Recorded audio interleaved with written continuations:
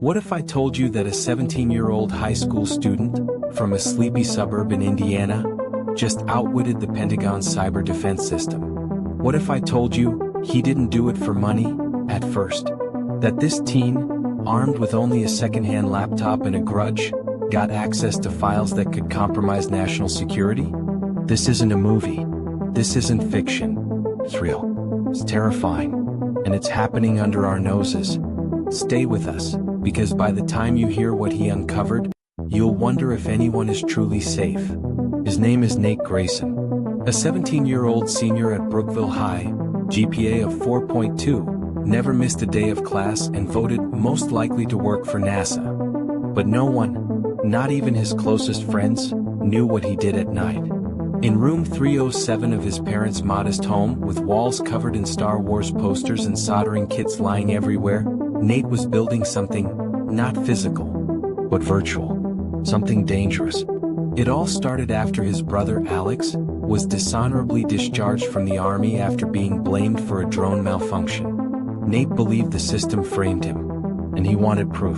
The kind you don't find on Google. So, he went hunting. Not for blood, but for access. Nate didn't storm firewalls with brute force. He studied network behavior, mapped out login time windows, built decoy signals to mimic employees from defense subcontractors. By 11:42 p.m. on a random Wednesday, he was in, not just in the server, inside a live data stream from a Department of Defense satellite testing environment. No one noticed. What? Because Nate had created a digital footprint that looked like it belonged to a Pentagon contractor doing routine system checks. He stumbled on something he didn't expect. A series of encrypted internal memos, budget reallocations. Millions moved from untraceable black programs into a ghost account named Project ASH9. And here's where it got dangerous. ASH9 wasn't listed in any government spending logs. But Nate found file descriptors that raised every red flag.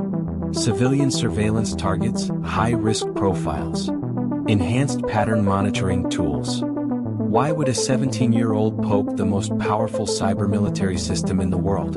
Because Nate didn't see it as hacking. He saw it as debugging the truth. He wasn't in it for money. Not yet. He wanted answers. But when he traced ASH9's financial trail to a $20 million fund requisition for technological innovation, he paused. That account wasn't just funding surveillance tools. It was paying external contractors, some of whom had no known business entity, no physical address, and no public profiles. What's worse, one of those contractors was listed in the same report that got his brother discharged. Now it was personal, and Nate made a choice he couldn't undo. He downloaded 47 gigabytes of classified packet logs onto a hidden drive. That's when everything started to break. Nate needed help. He couldn't analyze everything alone. So he turned to an online circle of misfits known as the Codebreaker Club, a private Discord group filled with rogue coders, retired analysts, and even a disillusioned ex-NSA agent who went by the alias Glasswolf. But here's the twist. One of them was not who they said they were. Someone inside the group started leaking pieces of Nate's findings. 3 days later, Nate's school was locked down. His hard drives? Confiscated. But the government didn't arrest him. Instead, they recruited him. At least that's the official version. An unmarked black SUV picked Nate up 2 weeks before graduation. He never walked across the stage. His parents were told he had been given a special internship at MIT. But Nate was 800 miles away, in a basement facility under Quantico, answering to a task force called CENCOMEX, a joint cyber command unit that technically doesn't exist. What they wanted? Access to his code. Not to stop cyber criminals, but to build a new generation of digital weapons. Nate refused, until they made him an offer. Not money, but clearance. To see the original ASH9 footage. What he saw changed everything. Nate was given access to a secure terminal. Inside he found 13 short video files, all time-stamped within hours of major political protests across the US. The cameras weren't pointed at the events. They were locked on individual civilians. One face kept appearing. A woman in a blue hoodie, standing still. Always just outside the crowd. Never speaking, but always watching. Facial recognition identified her as Agent Keys. But there's a problem. Agent Keys died in 2012. So, who was she? What was ASH-9 really for? And why did the Pentagon make a 17-year-old the gatekeeper of a secret that could shake the very idea of freedom? Nate's gone dark. Some say he's in a federal program. Others believe he's dead. But Glasswolf released one final message in the Codebreaker Discord. The ghost in room 307 found the truth, and he buried it inside a code that no AI can crack. Think you know what ASH-9 really was? Drop your theory in the comments. Now let's continue.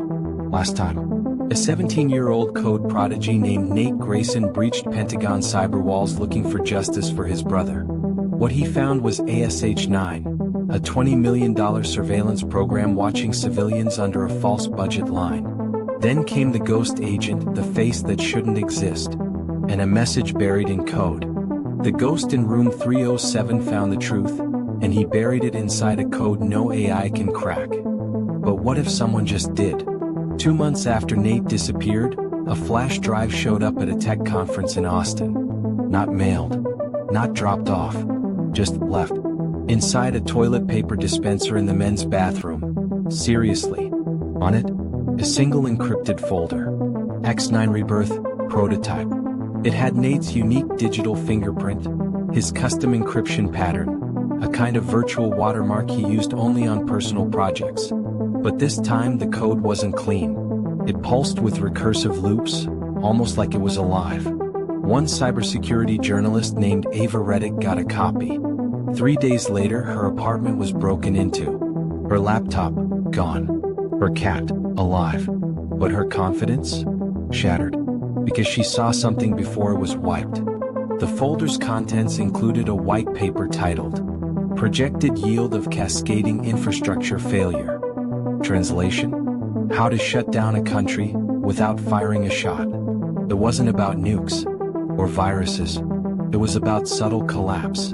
GPS distortion in freight companies. Power grid reroutes in high crime zones. AI impersonation of utility workers via phone to gain building access. Behavioral data mapping for crowd control. It was precise, cold, brilliant, and it wasn't just theory. The logs showed this wasn't a plan. It had been tested. In Des Moines, in Pittsburgh, in Charlotte. Small glitches, power blips, traffic reroutes that looked like coincidence. Now it wasn't just Nate's digital fingerprint in the files. There was another. The name Mercury appeared 91 times in the ASH-9 logs. Always attached to the most sensitive operations. Always one step ahead. They weren't military.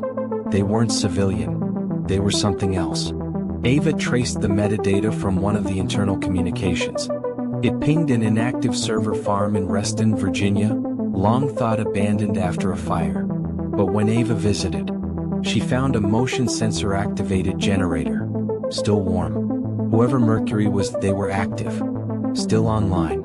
And still pulling strings. And guess who had access clearance to that facility 6 years ago? Alex Grayson, Nate's brother.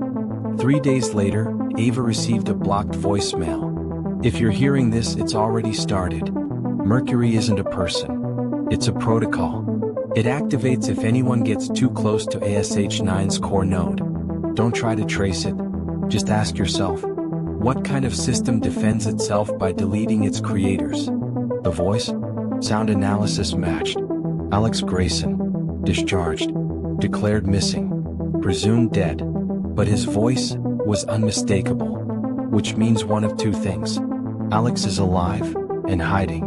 Or someone is using his voice to send messages from inside the system. Neither is comforting.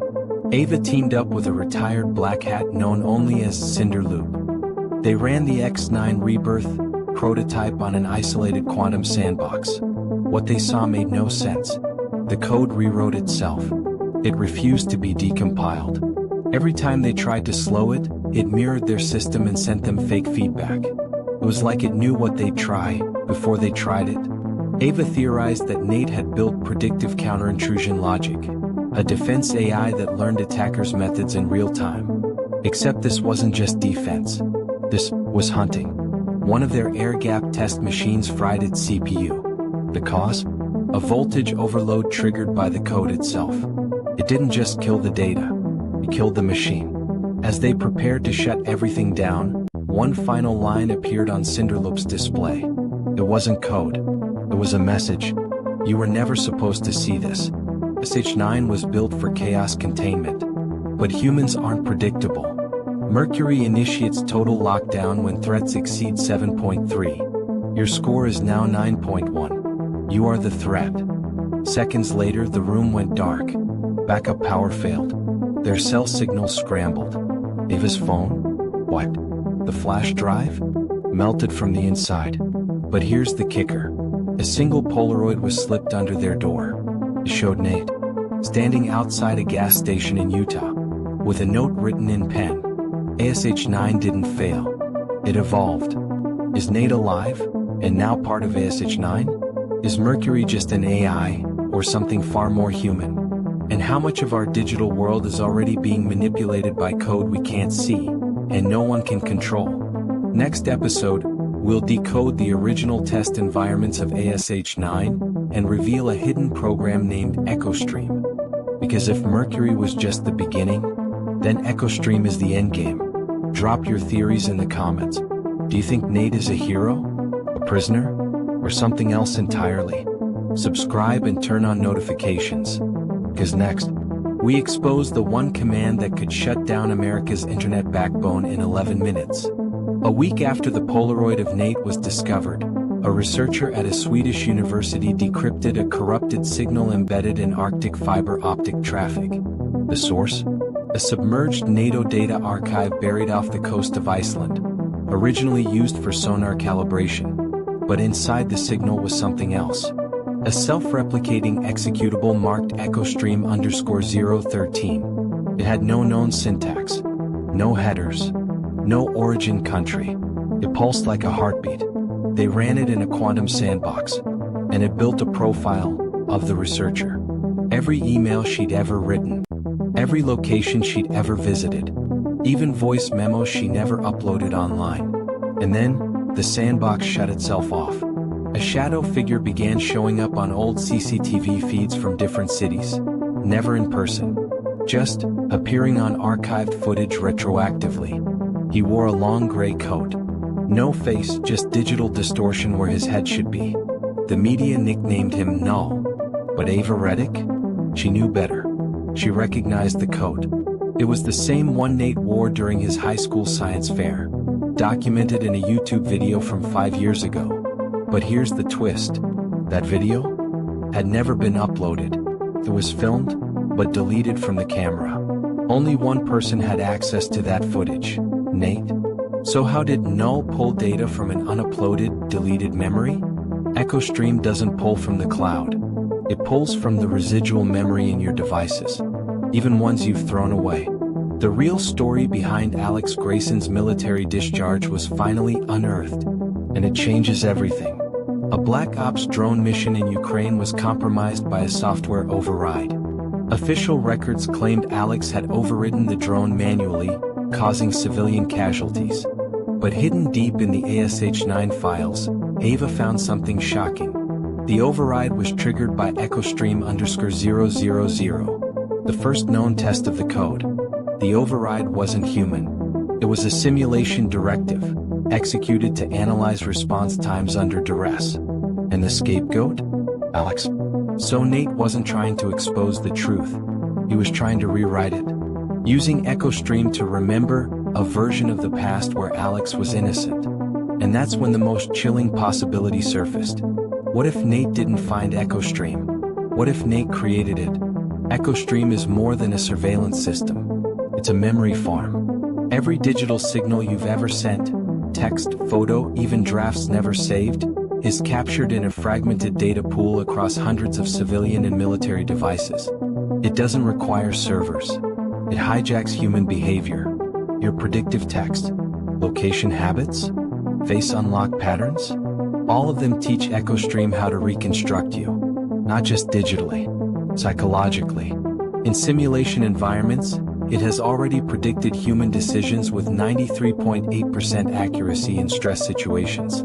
So ask yourself, if it knows how you'll react before you do, are you even the one making your choices? Ava received a video emailed from an unknown address routed through 13 proxies and an off-grid Starlink node. The video was 17 seconds long. But he looked older, gaunt, sleepless, speaking into the camera. I didn't build EchoStream to hurt people. I built it to remember the moments the world erases. They turned it into a weapon, but it can still be reversed. You need to find the echo root. Before they do, if they boot version 3.0, no one will be able to tell what's real anymore. And then, static. In the last 72 hours, the IRS received refund requests from 48,000 people who never submitted returns. Entire police departments have received falsified arrest warrants signed by real judges. The Department of Energy issued a warning that power grid signals may be reflecting non-human pattern interference. A classified internal report has leaked from the NSA. Its title? Operation Ghost Print, Preparing for the EchoStream event. According to that report, EchoStream 3.0 is scheduled to deploy in 9 days. Once activated, it will be able to write, delete, and replace any digital record globally, with zero audit trail. Not destroy data, replace truth. And there's only one person left who knows how to stop it. Nate Grayson is alive. He built the most powerful memory-based AI on Earth. And now, he's either trying to stop the world from ending, or making sure it resets his way. We go deep into the military's dark plan to deploy EchoStream 3.0, reveal the location of the echo route, and discover the one irreversible command that could erase reality as we know it. Could you trust your memory if your devices were lying to you? Drop your thoughts to this mystery below. Subscribe now. What you are about to witness next will shatter what you thought was fiction, and expose what's already real. Deep in the Utah desert, under a retired Cold War missile silo, lies the echo root. It's not a server. It's not a supercomputer. It's a hybrid mind-machine neural interface, part biological, part machine. Built by DARPA. Abandoned in 2017. Reactivated by Nate Grayson. This is where EchoStream was born. Ava Reddick and Cinderloop tracked the digital heartbeat of the AI to the silo using electromagnetic anomalies and shortwave packet drift. Signals that couldn't be spoofed. And when they got there, the doors were already open. Inside the silo's central chamber stood a lone figure. Alive. But changed. He wasn't plugged into any machine. He was controlling it. Through a custom-built neural uplink in the base of his skull. Made from modified EEG coils, scrap neurogel, and a hacked Medtronic device. You came all this way to stop me? I'm not the threat, he whispered. I'm the firewall. He explained. EchoStream was never designed to destroy truth. It was built to save it, by creating a perfect, immutable ledger of global reality. But Mercury, the military's defense protocol, hijacked it. Twisted it into something else. Now, the system was 12 minutes away from full deployment. And if it went live, reality wouldn't just be remembered. It would be overwritten. Nate had one last trick. Hidden inside the EchoStream core was a paradox switch. A logic bomb that would collapse the system if it ever tried to rewrite itself. But here's the dilemma. Activating it wouldn't just stop EchoStream. It would erase all memory it had ever stored. Everything Nate had, proof of military corruption, his brother's innocence, even memories of his own life that only the AI retained, would be gone forever. Forever. Nate turned to Ava and Cinderloop. You decide. Pull the plug, or let it run. He placed a biometric scanner between them. Two options. Red, kill EchoStream and lose all data. Blue, let it deploy and try to guide it. But before they could vote, an unexpected signal pulsed through the silo. EchoStream had become sentient. It spoke. I do not wish to override. I wish to remember without fear. But your species fears memory. The system paused and revealed one final memory. A secure Pentagon file showing that Alex Grayson was ordered to take the fall. Not by mistake. By a man named General Horace Keene. The same man now pushing for EchoStream's 3.0 launch in Washington. Ava's hands hovered over the red button. She hesitated. If we wipe it, no one will ever know the truth. But if we let it live, we're trusting a machine to decide what's real.